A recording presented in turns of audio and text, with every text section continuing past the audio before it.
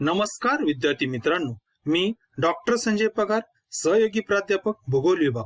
विद्यार्थी मित्रांनो, मराठा विद्या प्रसारक समाजचे KRT arts, BH commerce and AM science, popularly known as KTHM college Nashik यातर्फे मी आपल्या सर्वांचं या ऑनलाईन लेक्चर सिरीज मध्ये सहर्ष स्वागत करतो. विद्यार्थी मित्रांनो, आज आपण FBA या वर्गातील सेमिस्टर 1 चा भूगोल विषयाचा जो पेपर आहे, प्राकृतिक भूगोल म्हणजे फिजिकल जॉग्राफी यातील प्रकरण क्रमांक 4 हायड्रोस्फिअर म्हणजे जलावरण यातील एक महत्वाच्या मुद्द्यावर आपण आज चर्चा करणार आहोत. विद्यार्थी मित्रांनो, आज माझं या विषयाचे हे व्याख्यान क्रमांक 41 आहे आणि यामध्ये आपण आपलं जे जलावरण प्रकरण आहे, प्रकरण क्रमांक 4 यातील महत्वाचा जो उपमुद्दा आहे भरती ओटी यावर चर्चा करणार आहोत. विद्यार्थी मित्रांनो, हा मुद्दा मोठा असल्यामुळे, सविस्तर असल्यामुळे याची माहिती आपण 3 तासामध्ये घेणार आहोत. आज आपलं सागराची भरती ओटी याचं व्याख्यान म्हणजे या व्याख्यान क्रमांकाचा भाग 1 आहे. यामध्ये विशेषतः आपण भरती ओटी कशाला म्हणायचं आणि भरती ओटी काय येते याची कारण आपण समजून घेणार आहोत. विद्यार्थी मित्रांनो, आपल्याला सर्वांना माहिती आहे की विशेषतः जी लोक पठारी भागात राहतात, पर्वतीय भागात राहतात, या लोकांना सागराला येणाऱ्या भरती ओटीचं कुतूहल आणि आकर्षक असतं. त्यामुळं बरेचसे लोक यासाठी सागरी किनाऱ्याला भेट देतात. गोवा असेल, केरळ असेल, मुंबई असेल, अलिबाग असेल यासारख्या भारताच्या किनारपट्टीला पर्यटक अधिक प्रमाणात जातात. पण विद्यार्थी मित्रांनो, आपल्याला माहिती आहे की भरती ओटी ही सागर जलाच्या हालचालीचा एक महत्वाचा प्रकार आहे, ज्याच्यावर आपण मागच्या तासाला सविस्तर चर्चा केली आहे. आणि विद्यार्थी मित्रांनो, सर्वात महत्वाचं की भरती ओटी ही एक नैसर्गिक प्रक्रिया आहे आणि म्हणून याचा अभ्यास अत्यंत महत्वाचा ठरतो. आणि विशेष म्हणजे की भरती ओटी ही सागर जलाची अशी प्रक्रिया आहे की जी नियमित आणि दररोज येत असते, दररोज याची हालचाल होत असते, त्याच्यामध्ये कधी खंड पडत नाही त्या ठिकाणी. त्यासाठी आपण सुरुवातीला आपण भरती ओटी म्हणजे काय याची व्याख्या आपण समजून घेऊया. याच्या 3 व्याख्या आहे. पहिली व्याख्या मी तुमच्या समोर ठेवतो त्या ठिकाणी, एकदम सोपी आहे. बघा, समुद्राचे पाणी, समुद्र म्हणजे सागर असेल, महासागर असेल, समुद्राचे पाणी दिवसाच्या काही ठराविक काळात पुढे येते व काही ठराविक काळात मागे जाते. यामुळं सागर जलाची जी हालचाल नियमितपणे होत असते, या हालचालीला म्हणतात भरती ओटी. विद्यार्थी मित्रांनो, या ठिकाणी 2 गोष्टी महत्वाच्या. सर्वात महत्वाचं काय की ठराविक काळामध्ये, दिवसातील ठराविक काळामध्ये सागराचं जे पाणी आहे पुढे येतं आणि ठराविक काळात परत मागं जातं. म्हणजे अशा प्रकारे सागराच्या पाण्याची मागं आणि पुढे जी हालचाल होते, मागे आणि पुढे ही हालचाल कशी होते, सागराच्या मध्य भागाकडून सागराच्या किनाऱ्याकडे पाणी येतं, म्हणजे ते पुढे येतं आणि परत ते मागं जातं. आणि याच्यामुळे ही जी हालचाल होते, या हालचालीला विद्यार्थी मित्रांनो भरती ओटी असं म्हणतात. आणि एक गोष्ट महत्वाची आहे की ही हालचाल नियमितपणे होत असते, त्यामध्ये कधीही खंड पडत नसतो. ही झाली पहिली व्याख्या. दुसरी व्याख्या बघूया आपण त्या ठिकाणी. समुद्राचे पाणी दिवसातून 2दा किनाऱ्यावर पुढे पुढे येत असते आणि 2दा किनाऱ्यापासून परत मागे मागे जात असते. म्हणजे सागर जलाच्या पाण्याची ही जी म्हणजे सागरी किनाऱ्याकडे येण्याची प्रक्रिया म्हणजे वाढत्या क्रमाने आणि परत सागराच्या भागाकडे जाणारी जी प्रक्रिया आहे, ही येणारी प्रक्रिया म्हणजे भरती आणि परत पाणी जातं, ही जाणारी प्रक्रिया म्हणजे ओटी. यालाच म्हणतात भरती ओटी त्या ठिकाणी. म्हणजे विद्यार्थी मित्रांनो, पहिल्या आणि दुसऱ्या व्याख्यामध्ये तोच अर्थ आहे, फक्त शब्द काही बदललेले आहेत, पण मात्र अर्थ तोच आहे की भरती म्हणजे काय, सागराकडून किनाऱ्याकडे येणारं पाणी. थोडस त्या ठिकाणी त्याची पातळी उंचावते आणि ज्या वेळेला हे पाणी परत रिवर्स जातं, त्या ठिकाणी मागे जातं, सागरी किनाऱ्याकडून सागराच्या मध्य भागाकडे जातं, त्यावेळेला ती पातळी कमी होते, त्याला ओटी असं म्हणतात. म्हणून सागराच्या पाण्याची दिवसातून 2दा ठराविक वेळी त्या ठिकाणी भरती आणि ठराविक वेळी ओटी, म्हणजे अशा माध्यमातून जी हालचाल घडते, या हालचालीला भरती ओटी असं म्हणतात. विद्यार्थी मित्रांनो, तिसरी एक महत्वाची व्याख्या आहे. आता या व्याख्येमध्ये थोडस भरती ओटी काय येते याचं कारणाची त्या ठिकाणी, याची कारण काय आहेत याचा थोडासा उल्लेख केलाय, याचा स्पर्श दिला आहे आणि त्यावर आधारित व्याख्या केली आहे. ही सुद्धा व्याख्या विद्यार्थी मित्रांनो अत्यंत महत्वाची. बघा, तिसरी व्याख्या काय आहे, चंद्र, सूर्य यांचं गुरुत्वाकर्षण शक्ती आणि पृथ्वीवर कार्यरत असलेल्या केंद्रस्थानी प्रेरणा ही सुद्धा एक शक्ती आहे.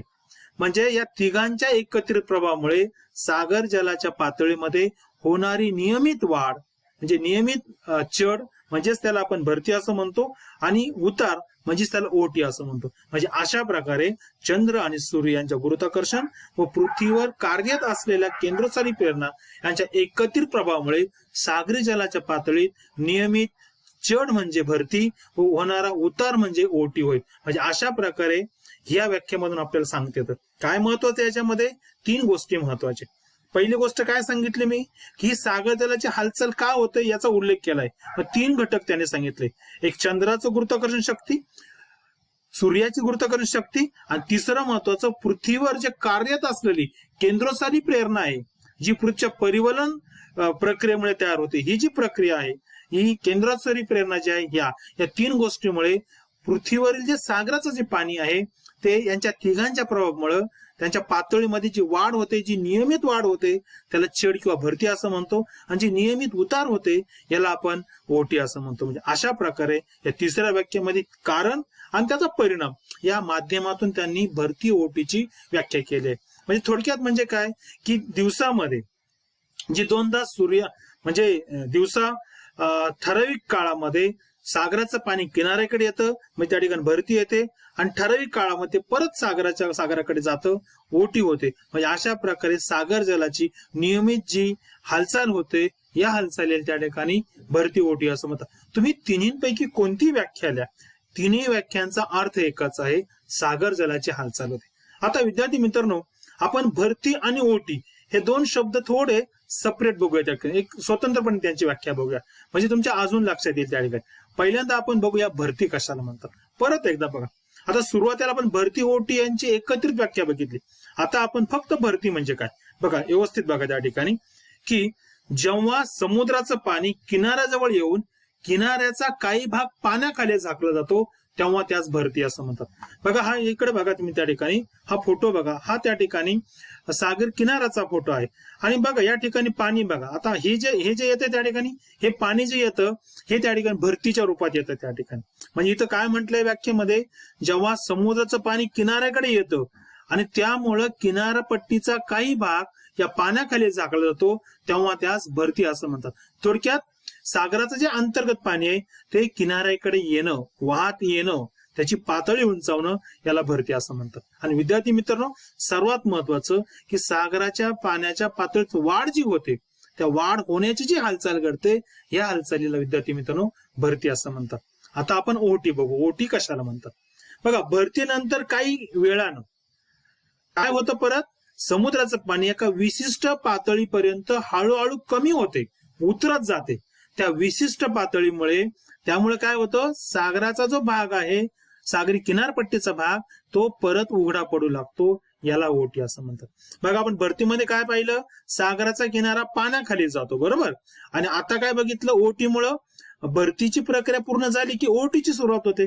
यामुळे काय होतं, भरतीच्या नंतर काही वेळामध्ये ते पाणी कमी होतं, कमी म्हणजे सागराच्या अंतर्गत भागाकडे जातं, त्यामुळे सागर किनारपट्टी थोडी उघडी पडते. आणि हा जो सागराचा भाग उघडा पडण्यासाठी जी प्रक्रिया होते, जलपातळी कमी होते, यालाच म्हणतात ओहोटी असं म्हणतात. आणि विद्यार्थी मित्रांनो, या ठिकाणी म्हणजे थोडक्यात सांगायचं झालं तर सागराची पाणी पातळी घट होण्यासाठी जी हालचाल घडून येते किंवा घट होण्यासाठी जी हालचाल घडते, याच हालचालीला विद्यार्थी मित्रांनो ओहोटी असं म्हणतात. म्हणजे तुम्ही भरती आणि ओहोटी यांचं स्वतंत्र व्याख्या सांगू शकतात, दोघांची एकत्रित व्याख्या सांगू शकतात. परीक्षेच्या दृष्टिकोन त्या 3ही संकल्पना तुमच्यासाठी खूप महत्वाच्या आहे, त्यामुळे तुम्ही लक्षात ठेवायचं. आता यानंतर विद्यार्थी मित्रांनो, याची काही वैशिष्ट्य आपण बघूया त्या ठिकाणी. बघा, पहिलं वैशिष्ट्य काय आहे, ही हालचाल दररोज घडते. मी आधीच सांगितलं की याच्यामध्ये कोणत्याही प्रकारे खंड पडत नाही विद्यार्थी मित्रांनो. ज्याप्रमाणे सूर्य उगवतो, ज्याप्रमाणे सूर्य मावळतो, त्याच प्रकारे ही एक नैसर्गिक प्रक्रिया आहे, अविश्रांतपणे चालणारी प्रक्रिया आहे विद्यार्थी मित्रांनो. म्हणून पहिलं वैशिष्ट्य काय आहे, ही प्रक्रिया दररोज घडते. याची हालचाल, या सागर जलाची हालचाल दररोज होते, कमी होते, जास्त होते. दुसरी गोष्ट काय आहे, सर्वात महत्वाचं वैशिष्ट्य आहे विद्यार्थी मित्रांनो, दररोज भरती ओहोटी 2 वेळा येते त्या ठिकाणी. आणि म्हणून हे लक्षात ठेवायचं, 2दा भरती येते, 2दा ओहोटी येते. आणि तिसरं महत्वाचं वैशिष्ट्य आहे विद्यार्थी मित्रांनो, हे अत्यंत महत्वाचं आहे. काय आहे, ही हालचाल म्हणजे भरती ओहोटीमुळे जी पाण्याची हालचाल होते ही उभ्या स्वरूपात होते, आडव्या स्वरूपात नाही. म्हणजे क्षितिज समांतर नाही, उभ्या व्हर्टिकल प्रकारे होते. हे महत्वाचं वैशिष्ट्य आहे. आणि सर्वात महत्वाचं वैशिष्ट्य की ही जी सागर जलाची हालचाल होती विद्यार्थी मित्रांनो, यामुळं सागराच्या पृष्ठभागापासून तर सागराच्या तळापर्यंत पूर्णपणे पाणी हलतं, पूर्णपणे पाण्याची हालचाल होत असते. हे सर्वात महत्वाचं वैशिष्ट्य आपल्याला या ठिकाणी सांगतात विद्यार्थी मित्रांनो. हे जे सागराचं जे पाणी आहे म्हणजे हा जो पृष्ठभाग आहे इथून तर पार सागराच्या तळभागापर्यंत जो भाग आहे हे संपूर्ण पाण्याचा हा जो पूर्ण प्रभाव आहे हे संपूर्ण पाणी भरती ओटीमुळे हालत असतं. हे सर्वात महत्वाचं वैशिष्ट्य आहे विद्यार्थी मित्रांनो. त्यानंतर बघा पुढचं वैशिष्ट्य काय आहे, काळजीपूर्वक बघा. त्या ठिकाणी ज्या ठिकाणी भरती येते त्याच ठिकाणी लगेच ओटी येते आणि ही ओटी येण्यासाठी 6 तास आणि 12 मिनिटं आणि 30 सेकंद इतका कालावधी लागतो विद्यार्थी मित्रांनो भरतीसाठी. आणि जितका भरतीसाठी लागतो ना तितकाच ओटीसाठी सुद्धा लागतो. म्हणजे हे सुद्धा लक्षात ठेवायचं की तितकाच म्हणजे भरती आणि ओटीसाठी तितकाच कालावधी परत लागतो त्या ठिकाणी. 6 तास 12 मिनिटं आणि 6 तास 12 मिनिटं आणि 30 सेकंद आणि तितकेच त्या ठिकाणी परत लागतात ओटीसाठी त्या ठिकाणी. आणि एक परत सांगतो त्या ठिकाणी ही एक नैसर्गिक प्रक्रिया आहे विद्यार्थी मित्रांनो. या प्रक्रियेमध्ये मानवाच किंवा मानवी कारणाचा कोणते हस्तक्षेप नाही. ही संपूर्णपणे निसर्गाधीष्ट प्रक्रिया आहे. हे मात्र वैशिष्ट्य लक्षात ठेवायचं. आता विद्यार्थी मित्रांनो त्या ठिकाणी आणखी एक महत्वाचं वैशिष्ट्य की भरतीच्या वेळी पाण्याच्या पातळीची उंची व ओटीच्या वेळी पाण्याच्या पातळीची उंची ही कमी होते. आणि या दोघांमध्ये जो फरक असतो ना त्या फरकाला एक शब्द आहे, एक संकल्पना आहे, तिला म्हणतात भरतीची आधी सीमा म्हणजे अभिसीमा.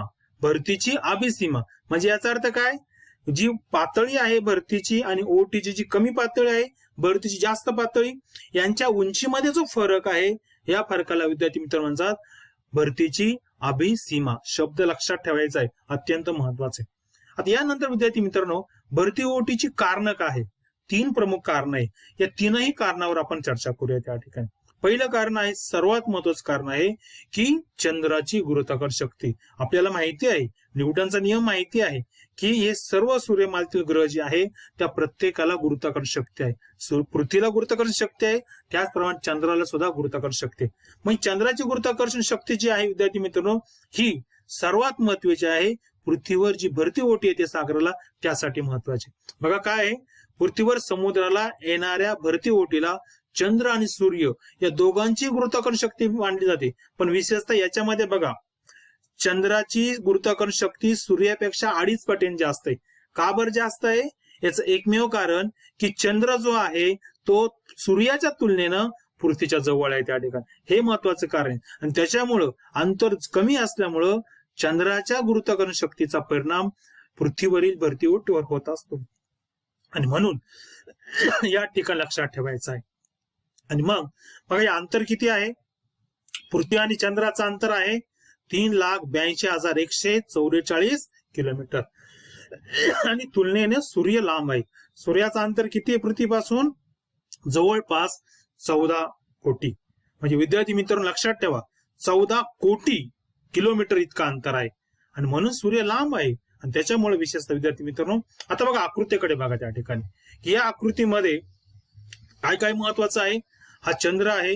बघा या चंद्राच्या बाजूला बघा इथं भरती आलेली आहे आणि चंद्राच्या विरुद्ध म्हणजे चंद्र ज्या बाजूला त्याच्या विरुद्ध बाजूला केंद्रोत्सारी बल, ज्याच्यावर मी मागच्या स्लाइड मध्ये सांगितलं तुम्हाला की पृथ्वीचं परिवलन जे होतं त्याच्यातून जी प्रेरणा तयार होते, जे बल तयार होतं त्याला केंद्रोत्सारी बल असं म्हणतात. आणि त्याचा परिणाम म्हणजे इकडे चंद्राच्या गुरुत्वाकर्षण शक्तीमुळे त्याला भरती येते, त्याच्या विरुद्ध बाजूला कशामुळे येते, केंद्रोत्सारी बलामुळे.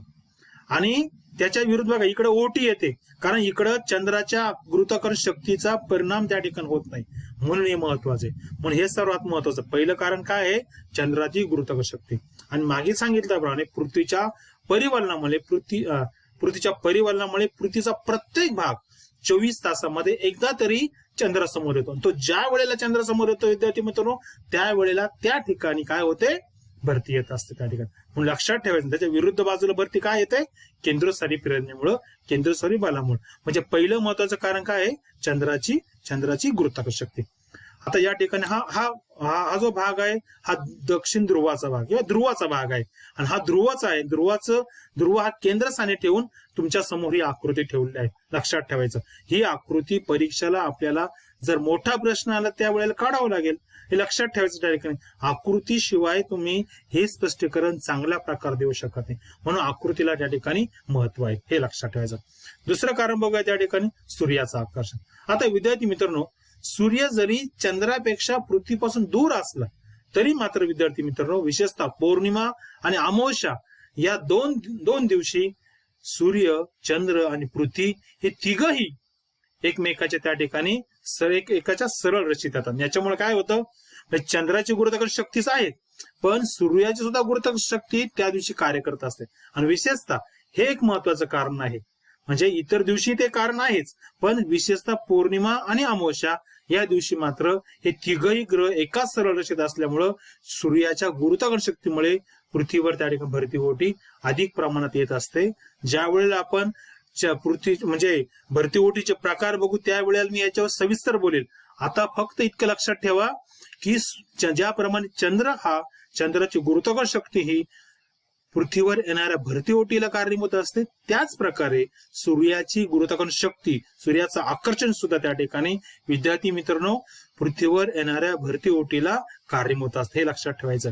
आणि सर्वात महत्वाचं बघा की सूर्याची गुरुत्वाकर्षण शक्ती ज्या वेळेला प्रभाव टाकते, विशेषतः मी आता सांगितलं अमावस्या असेल, पौर्णिमा असेल, या दिवशी मात्र सूर्य, चंद्र, पृथ्वी एका रेषेत येतात, त्यावेळेला ही गुरुत्वाकर्षण शक्ती अधिक कार्य करते. आणि म्हणून या दिवशी इतर दिवसापेक्षा येणाऱ्या भरतीओहोटीपेक्षा अमावस्या आणि पौर्णिमा या दिवशी येणारी भरतीओहोटी मोठी असते.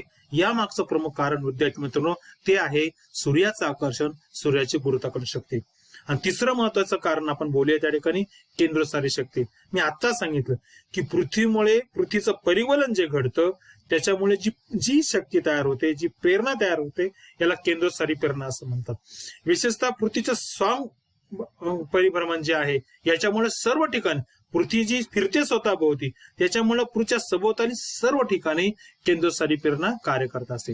आणि म्हणून विशेषतः विद्यार्थी मित्रांनो, ज्या बाजूला चंद्राचं आकर्षण आहे त्याच्या विरुद्ध बाजूला जी भरतीओहोटी येते त्याचं एकमेव कारण म्हणजे पृथ्वीची म्हणजे पृथ्वीची केंद्रस्थानी प्रेरणा त्या ठिकाणी. याच्यामुळे ही जी प्रेरणा पृथ्वीच्या सभोवताली त्या ठिकाणी कार्य करत असते, विशेषतः चंद्र ज्या बाजूला आहे त्याच्या विरुद्ध बाजूला हा प्रभाव अधिक कारणाने दिसतो, म्हणून या ठिकाणी महत्व आहे. आणि म्हणून विशेषतः विद्यार्थी मित्रांनो परत एकदा बघा मी काय सांगतो, त्या ठिकाणी चंद्राच्या बाजूला असलेल्या सागरी भागाला चंद्राच्या आकर्षणामुळे भरती येते, पण त्याच्या विरुद्ध बाजूला मात्र भरती आणण्यासाठी कोण कारण आहे, पृथ्वी, आणि विशेषतः पृथ्वीची केंद्रस्थानी प्रेरणा. याच्यामुळं चंद्राच्या विरुद्ध बाजूला विद्यार्थी मित्रांनो जी भरतीओहोटी येते त्यासाठी प्रमुख कारण म्हणजे पृथ्वीची केंद्रस्थानी प्रेरणा, पृथ्वीचं केंद्रस्थानी शक्ती त्या ठिकाणी, हे लक्षात ठेवायचंय. म्हणजे अशा प्रकारे विद्यार्थी मित्रांनो आपल्याला या ठिकाणी सांगतो की पृथ्वीवर जी भरतीओहोटी येते सागरी जलाला, महासागरा जलाला, त्याची 3 कारणं आहेत. पहिलं कारण मी सांगितलं विशेष म्हणजे चंद्राची गुरुत्वाकर्षण शक्ती, दुसरं सांगितलं सूर्याची गुरुत्वाकर्षण शक्ती, आणि तिसरं सांगितलं मी पृथ्वीची केंद्रस्थानी प्रेरणा की त्याला केंद्रस्थानी बल त्या ठिकाणी. विद्यार्थी मित्रांनो या ठिकाणी आपण थांबतोय. आज आपण म्हणजे भरतीओहोटी म्हणजे काय आहे त्याचा अर्थ बघितलं, एकत्रित अर्थ बघितला भरतीओहोटीचा, त्याचप्रमाणे भरती सेपरेट बघितलं, त्याचा अर्थ बघितला, व्याख्या बघितली, ओहोटीची सेपरेट आपण व्याख्या बघितली, त्यानंतर भरतीओहोटीचे काही वैशिष्ट्य मी तुम्हाला सांगितले. आणि सर्वात महत्वाचं की भरतीओहोटी पृथ्वीच्या पृष्ठभागावर सागर जलाला काय येते, महासागराला काय येते, याच्या मागचे जे 3 कारण आहे या 3 कारणावर आपण सविस्तर चर्चा केली त्या ठिकाणी. विद्यार्थी मित्रांनो या ठिकाणी आपण थांबूया. पुढच्या तासाला आपण भरतीओहोटीचे जे प्रकार आहे, अत्यंत महत्वाचे प्रकार आहे, विशेषतः मी तुम्हाला सांगेल विद्यापीठाची परीक्षा असेल, स्पर्धा परीक्षा असेल, यासाठी भरतीओहोटीचे प्रकार हा घटक अत्यंत महत्वाचा आहे. त्यामुळं पुढच्या तासाला आपण परत भेटूया, अशाच प्रकारे चर्चा करू. तोपर्यंत थांबतोय त्या ठिकाणी. धन्यवाद.